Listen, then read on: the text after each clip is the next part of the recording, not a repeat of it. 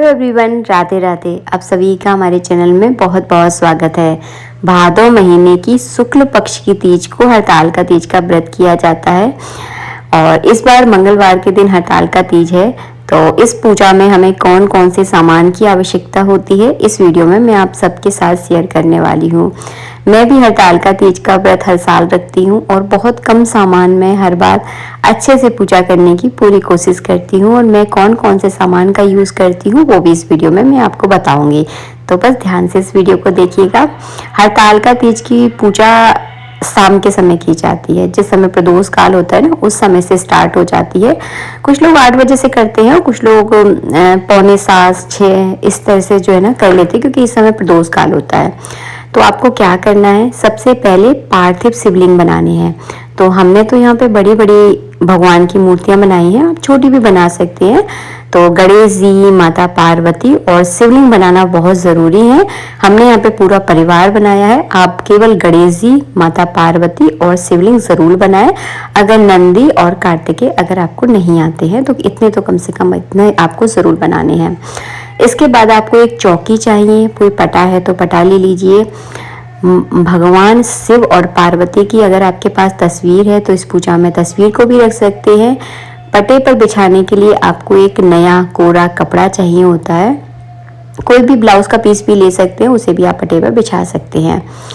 इसके अलावा जो है ना आपको लेना है, इसके बाद एक घी का दीपक लिया जाता है।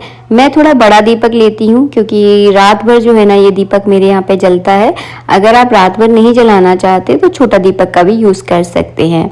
इसके बाद जो है ना माता पार्वती की कथा की पुस्तक आपको लेनी है। हरताल तीज के व्रत की कथा की पुस्तक आती है, क्योंकि कथा सुनने से ज़्यादा उसका पढ़ने का महत्व भी होता है। तो मैं जो है ना हमेशा कथा पढ़कर ही सुनती हूँ। इसके बाद गुलाल, अबरक, सिंदूर, भांग, हल्दी, रोली, चंदन, ये सारी सामग्री जो है ना पूजा में आपको ले लेनी है। चावल थोड़ा ज़्यादा मात्रा में लेना है और जब भी आप पूजा के लिए चावल लें तो थोड़े साजे चावलों का यूज़ करें। टूटे हुए चावल पूजा में यूज़ नहीं किए जाते हैं। तो ये सारी सामग्री जो है ना आप ज़रूर रख लें।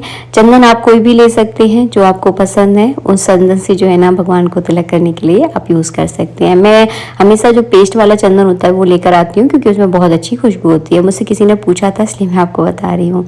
जनेऊ, कलाबा, इत्र, ये सारा सामान जो हम नॉर्मली पूजा में यूज़ करते हैं वही सारे सामान की इसमें आवश्यकता होती है। क्योंकि मुझसे बहुत सारे लोग पूछ रहे थे दीदी कौन कौन सा सामान होता है, तो जो नॉर्मली हम हर पूजा में यूज़ करते हैं आपको वही सामान लेना है। इसके अलावा जो है ना इसमें कलश स्थापना की जाती है। कलश की बहुत विशेषता है। तो कलश के लिए आपको एक नारियल लेना है, आम के, अशोक के पत्ते लेने हैं, एक सिपाड़ी की गांठ, एक हल्दी की गांठ, 1 रुपए का सिक्का, थोड़े से चावल और दूबा जो है ना कलश के अंदर आपको डालना होता है। इसके अलावा जो है ना आपको भोग के लिए मिठाई चाहिए होती है। तो आप चाहे तो घर में बना सकते हैं। अगर देखिए निर्जल व्रत होता है, हाथ पर में इतनी ताकत नहीं होती कि घर में इतनी मेहनत कर पाएँ, तो आप बाजार से भी ला सकते हैं। इसके बाद जो है ना मैंने 1 लोटा जल, सबसे पहले मैंने उसमें गंगा जल डाला, उसके बाद उसको जल से पूरा कंठ तक जो है ना भर लिया है। माता पार्वती की मांग को भरने के लिए आपको कोरी सिंदूर चाहिए होता है। नया सिंदूर आपको लेना है, जिससे आप माता पार्वती की मांग भरते हैं, क्योंकि ये सुहाग की पूजा है तो इसमें सिंदूर से जो है ना मांग भरना बहुत ज़रूरी होता है। इसके अलावा आपको फल चाहिए। फल में खीरे का विशेष महत्व है। खीरा इसमें ज़रूर चढ़ाया जाता है, तो आपको खीरा ज़रूर लेना है। बाकी कोई भी आप मौसमी फल ले सकते हैं। फूल माला आपको लेनी है, फूल लेने हैं, बेलपत्र लेने हैं, कच्चा दूध, दही, घी, शक्कर, शहद लेनी है। आप चाहें तो इकट्ठा पंचामृत बना लीजिए, आप चाहें तो अलग अलग चीज़ें रख लीजिए। इसके अलावा जो है ना आपको एक कलश के लिए तांबे पीतल का एक लोटा चाहिए होता है, उस पर रखने के लिए एक प्लेट। ये है माता पार्वती के श्रृंगार का सामान, जो कि माता पार्वती को चढ़ाने के बाद अपनी सास को या अपनी ननंद को जो है ना आप दान ज़रूर कीजिए, क्योंकि ये बहुत बड़ा व्रत है, इसमें दान ज़रूरी रहता है। इसमें कुछ दक्षिणा भी आप रख सकते हैं जितनी आपकी श्रद्धा है। और हाँ, अगर आप क्या बिछिया पहनते हैं तो बिछियों का दान आप ज़रूर करें। चांदी बहुत महंगी आती है, तो आप कांसे की बिछिया लेकर भी दान कर सकते हैं, क्योंकि बिछिया अगर आप पहनते हैं तो उनका महत्व ज़्यादा होता है, तो वो आप दान ज़रूर करें। तो ये सारी सामग्री होती है जो हरताल तीज के व्रत में पूजा में जो है ना आवश्यक होती है। आशा करती हूँ आपको वीडियो अच्छा लगा होगा। वीडियो पसंद आया है तो प्लीज़ वीडियो को लाइक कीजिएगा।